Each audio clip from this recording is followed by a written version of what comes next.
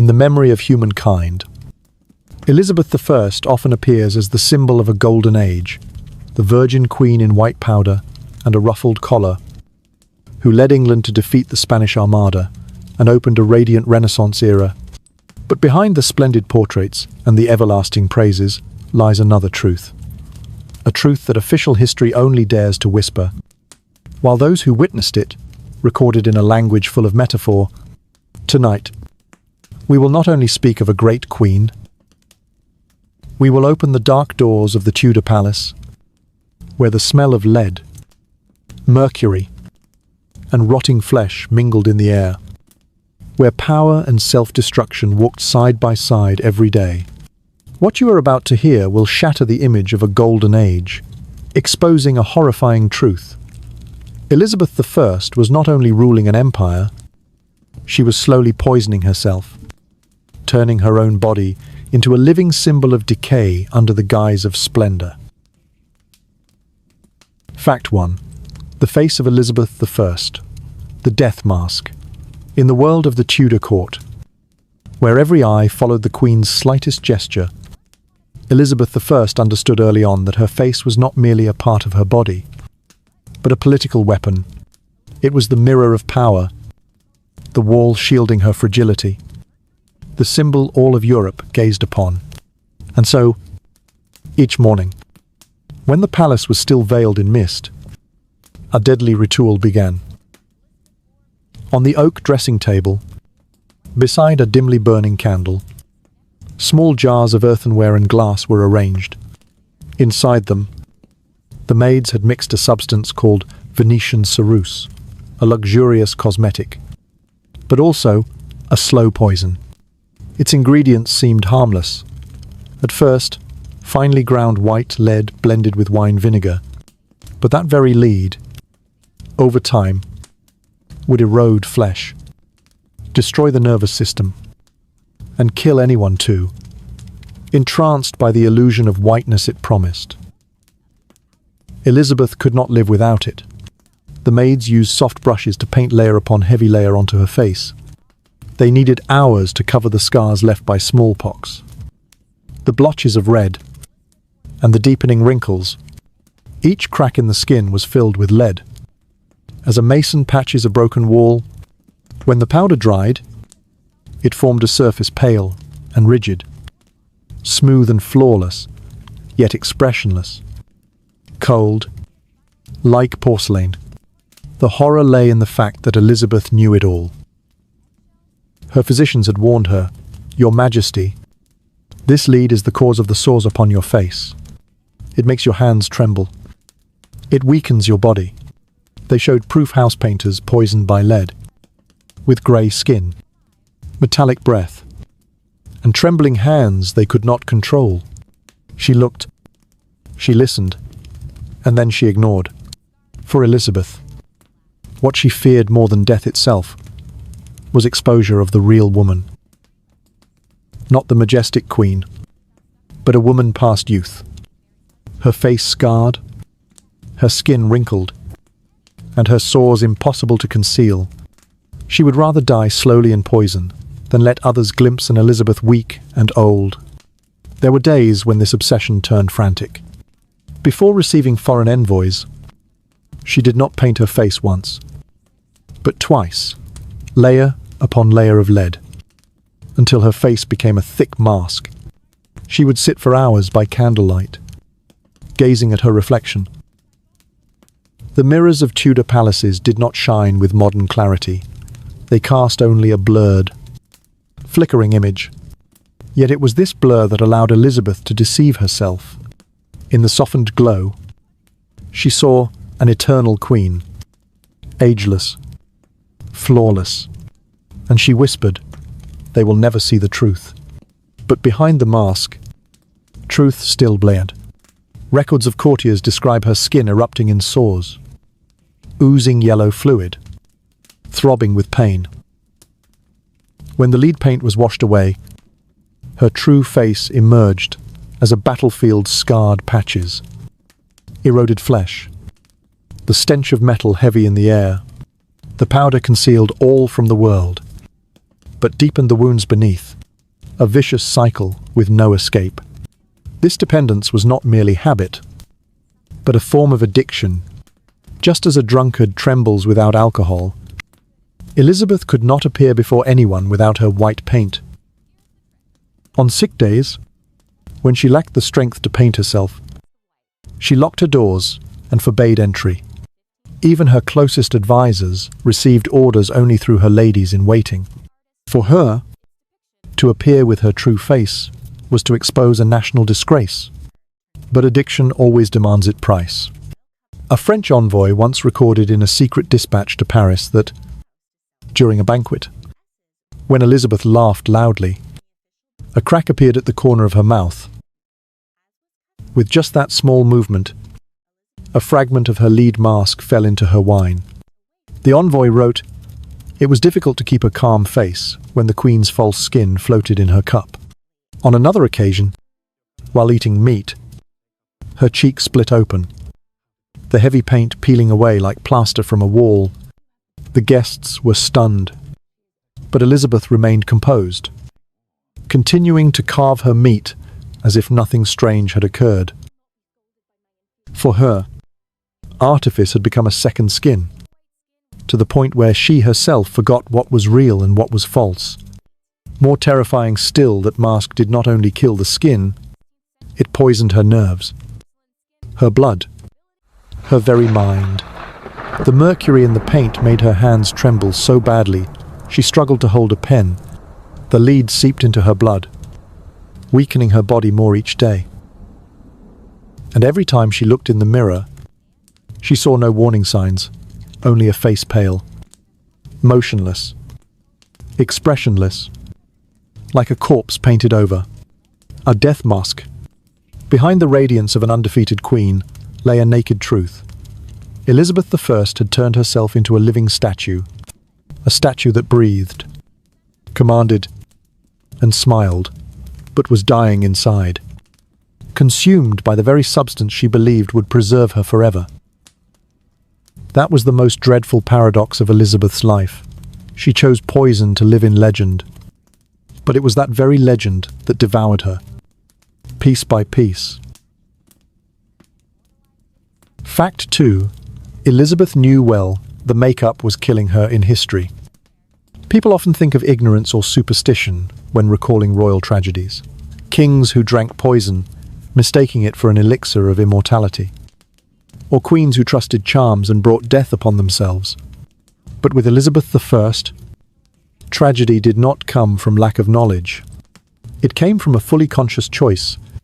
The most frightening part was not that she unknowingly smeared lead on her face every day. The horror lay in the fact that she knew well it was poison. And yet, she continued. The court physicians, who had witnessed the Queen's skin bleeding, her lips ulcerated, her trembling hands, bravely raised their warnings. They begged her to stop, explaining that each grain of lead was seeping into her blood, spreading through her body, accumulating in her liver, kidneys, and nerves. They presented proof by bringing lead-poisoned craftsmen before her. These people, once strong, now stood pale-skinned, with metallic breath, bodies shaking uncontrollably, eyes dull. Among those who admonished her, one stood out, John Dee, mathematician, astrologer, and also a kind of unofficial medical advisor to the Queen. Dee, through his rudimentary scientific notes, laid out the danger. Your Majesty, what you paint on your face each day is not beauty, but venom. If you continue, it will rob you of memory, weaken your body, and eventually kill you. He even showed her real victims, women with disfigured faces, hands trembling too much to hold a spoon. Dee wanted her to see that the porcelain white face was not life, but a death sentence awaiting its day. And how did Elizabeth respond? She smiled. Instead of abandoning it, she used more. Whenever an important event arose, when she had to receive foreign envoys or appear before the public, She ordered the poisonous powder to be applied twice as thick, as if determined to hide the truth at any cost. She even arranged a system of mirrors and candles in her dressing chamber so that the reflection always appeared radiant, flawless, never revealing the real wounds. Ladies-in-waiting recounted the chilling sight, the Queen sitting for hours before the mirror, scrutinizing every crack on her white mask, murmuring, "They will never see my weakness. No one must see." From then on, makeup ceased to be a habit. It became a religious rite, with Elizabeth as the devout believer, and lead and Mercury as the holy medicine, granting the illusion of immortality. Each brushstroke upon her face was like a prayer to power, a plea that the world see only an eternal queen, never fading. But such fanatical faith demanded its price. Elizabeth's body betrayed her more and more. Her hands shook so badly that at banquets, red wine spilled from her cup. Blue veins surfaced beneath pallid skin, and her memory began to fail. Courtiers recalled how she would give orders in the morning, only to forget them hours later, then angrily accuse others of lying. Yet Elizabeth did not view these signs as consequences of lead. She blamed enemies, or the natural course of age. She continued drowning in illusion that ghostly white face was proof she remained undefeated, immortal. It could be said that Elizabeth's choice was the perfect illustration of the paradox of power she feared, revealing weakness so much that she willingly destroyed herself. And the very mask she created to conceal her fear became the weapon, killing her day by day. Imagine this scene, a queen sitting in her palace, surrounded by mirrors, candles, and the heavy scent of roses to drown out the stench of metal. She touched her lead-covered face, her eyes shining not with health, but with blind faith that she had conquered time. Yet outside, the envoys whispered to one another, "The Queen is dying, and she knows it well." Elizabeth was not only a victim of poison, she was the criminal of her own body. A woman who chose a slow death, so long as the world still bowed before a flawless white face. Fact 3. She never bathed Elizabeth I. In the eyes of posterity, is the symbol of a queen who was noble, powerful, and proud. But behind the golden embroidered gowns, behind the solemn portraits with the ghostly white face, lay a dark truth. She almost never bathed. In 16th century Europe, bathing was already rare. People believed that water opened the pores and allowed disease to enter. So frequent bathing was seen as more dangerous than hygienic. But Elizabeth went further than all, turning estrangement from water into blind conviction. She once proudly declared that she bathed only once a month, sometimes even less, depending on her mood. What seemed like a jest was in fact a reality that forced her maids, courtiers, and foreign envoys to live in a lingering nightmare. The rare baths of Elizabeth did not resemble rituals of cleansing, but rather bizarre performances. A large wooden tub was placed in her chamber, filled with water from the Thames, water already used for washing clothes or cleaning beforehand. By the time it reached the Queen, it was cloudy, full of residue, and even carried the stench of mud and leftover soap. Elizabeth sat in that water while her maids wiped her body with cloths. She used little soap, believing it stripped the skin of its natural protective oil. Thus, her baths were mere gestures, sitting in dirty water, letting sweat, dust, and lead powder be rubbed away slightly, yet leaving her body smelling even worse. Afterward, it is hard to imagine that beneath Elizabeth's sumptuous multi-layered gowns was a body never truly cleansed. Her dresses could weigh dozens of kilograms, pressing against her flesh and trapping sweat. Each day, lead and mercury from her cosmetics seeped deeper, while artificial rose and musk scents, mixed with sweat, with blood from sores rubbed raw by metal corsets, Her maids wrote that lifting her skirts released an overwhelming stench. At once, rancid, sweet, and rotten. Small wounds became infected, pus oozing into the underlayers of fabric. Those linens had to be changed secretly every few days. But the odor clung to her body. A smell no perfume could ever mask. Foreign visitors often admitted that an audience with the Queen was a trial for the stomach. They described it in diplomatic euphemisms: a heavy atmosphere, hard to endure, or a peculiar fragrance lingering in the court. But behind those polite words lay the truth. Elizabeth made them nauseous. In a letter to Paris, one French envoy wrote that approaching the Queen was like entering a chamber of toxic fumes, where artificial perfumes mixed with the stench of rotting flesh. The problem was worsened by the fact that Elizabeth's sense of smell seemed destroyed. After years of lead and mercury poisoning, her nervous system dulled, leaving her unable to detect her own stench. She lived with it so long that she considered it natural. Instead of disgust, she commanded her maids to spray more rosewater, ambergris, and musk. But perfume never erased the rot. It only blended, creating a strange odor, half sweet, half foul, haunting anyone unlucky enough to breathe it in. The entire Tudor palace, her residence, became a vault of stench. Without modern sewage, the waste of more than 1,000 residents was stored in pits, often overflowing into corridors. In winter, when the river froze and waste could not be dumped, it was stored in cellars directly beneath the halls. In such conditions, the Queen's refusal to bathe made the air unbearable.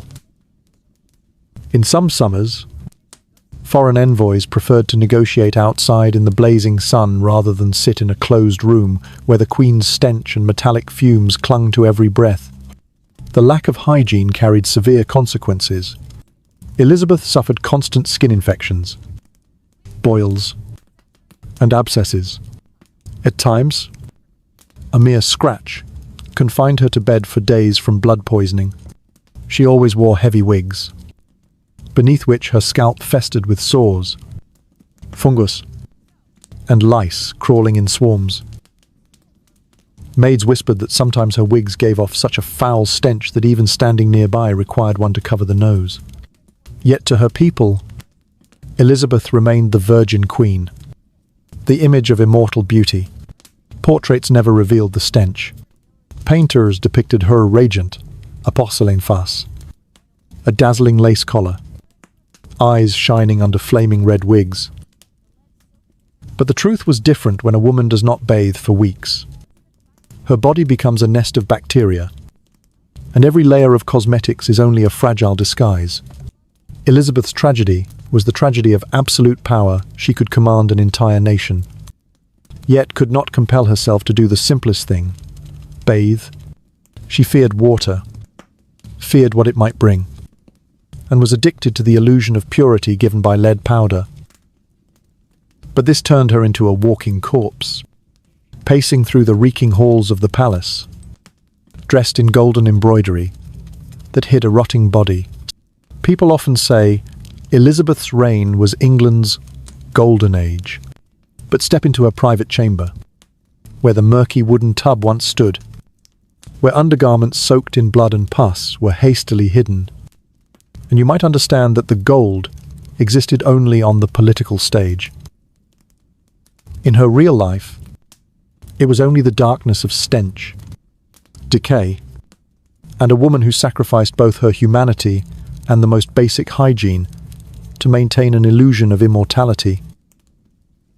Elizabeth I, in the memory of history, is still honored as a great queen, the one who steered England through storms, defeated the Spanish Armada, and opened the era that posterity calls the Golden Age. Yet behind that glory lies a raw and paradoxical truth: a woman who almost never bathed, who concealed a decaying body beneath layers of toxic cosmetics, and who turned her very palace into a vault of stench. This was not only Elizabeth's personal tragedy, but also a reflection of the harshness of an era where blind faith in superstition, obsession with power, and image overshadowed the most basic human needs. When speaking of Elizabeth I, posterity often recalls the crown, the throne, and the resounding victories. But it must also be remembered that beneath the embroidered gowns and radiant portraits, she was only a human being, with foul breath, skin coated in poisonous powders, and a body never truly cleansed. Perhaps it is this cruel contrast that makes Elizabeth's story one of the most terrifying testimonies power may render someone great in history. But it can never conceal the decay of the body in real life.